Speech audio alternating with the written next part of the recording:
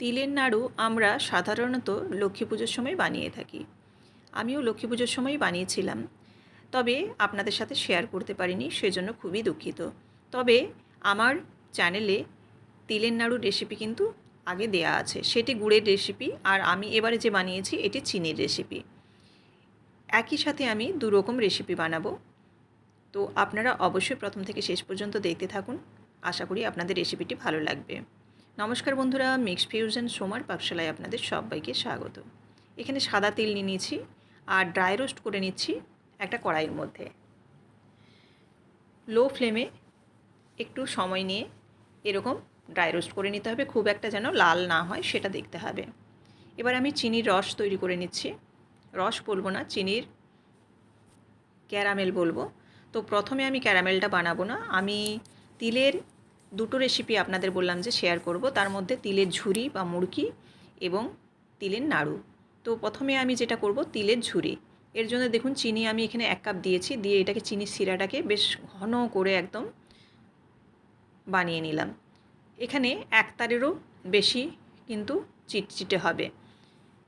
এবার গ্যাসের ফ্লেমটা অফ করে দিয়েছি, দিয়ে দেখুন এই রসটা গরম থাকা অবস্থায় এখানে আমি কিছুটা তিল, অর্থাৎ অর্ধেকটা তিল এই মুড়কি বা ঝুরি বানানোর জন্য দিয়ে দেবো।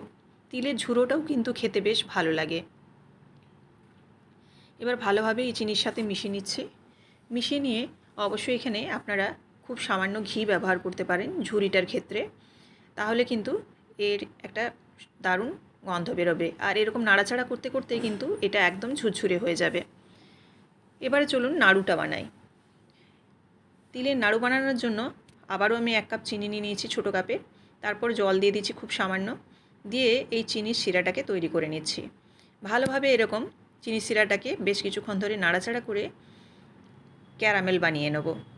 দেখুন এখানে যখন এরকম জাস্ট গোল্ডেন রঙটা ধরবে সেই সময় কিন্তু নামিয়ে নিতে হবে। খুব একটা বেশি কালচে কালার করা চলবে না, তাহলে কিন্তু তেতো লাগবে। তো এরকম যখন একটা সোনালি রং চলে আসবে তখন গ্যাসের ফ্লেমটা অফ করে বাকি যে তিলটা আছে সেই তিলটা দিয়ে দেবো। তো এই তিলটা আমি একটু হামালদিস্তার মধ্যে হালকা গুঁড়িয়ে নিয়েছি। গুঁড়ো করে নিলে তিলটা কি হয়, বেশ ভালো ফ্লেভারটা পাওয়া যায়। তো আমি হামালদিস্তার মধ্যে গুঁড়িয়ে নিয়ে হালকা করে তারপর এই ক্যারামেলের উপর দিয়ে দিচ্ছি। নাড়ু করতে গেলে কিন্তু অবশ্যই এরকম একটু ক্যারামেল বানিয়ে নেবেন, নইলে কিন্তু নাড়ুর চিট আসবে না। এবার ভালোভাবে সমস্ত কিছু মিশিয়ে নিচ্ছি। মিশিয়ে নিয়ে এই গরম অবস্থায় কিন্তু এই নাড়ু পাকাতে হবে। যে কোনো নাড়ু, মোয়া, মুড়কি বলুন, গরম অবস্থায় কিন্তু পাকাতে হয়, নইলে কিন্তু এই নাড়ুর মিশ্রণটা শক্ত হয়ে যাবে আর এরকম গোল নাড়ু করা যাবে না। এবার এই গরম অবস্থায় আমি হাতে কিন্তু একটু ঘি নিয়ে নিয়েছি, যাতে হাতে লেগে না যায়। ঘি দিয়ে একটা ভালো যেমন ফ্লেভারও পাওয়া যাবে, সেরকম কিন্তু এরকম পাকাতেও সুবিধা হবে। দেখুন এরকমভাবে গোল গোল করে প্রত্যেকটা আমি পাকিয়ে নিলাম।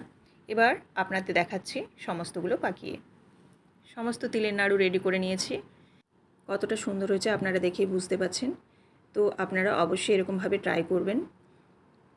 আর তিলের যে আমি ঝুড়ো বা মুড়কিটা বানালাম সেটাও আপনাদের দেখাচ্ছি।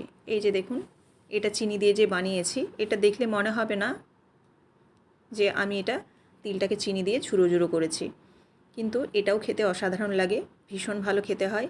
এই তিলের ঝুড়ো মুড়কি আর তিলের নাড়ু আপনারা অবশ্যই বানাবেন। রেসিপিটি যদি ভালো লেগে থাকে অবশ্যই লাইক, কমেন্ট এবং শেয়ার করবেন। আর এরকমই প্রত্যেকদিন বিভিন্ন ধরনের রেসিপি পাওয়ার জন্য অবশ্যই চ্যানেলটিকে সাবস্ক্রাইব করে বেল বাটনটি প্রেস করে দেবেন। আবারও দেখা হচ্ছে আগামীকাল। ধন্যবাদ।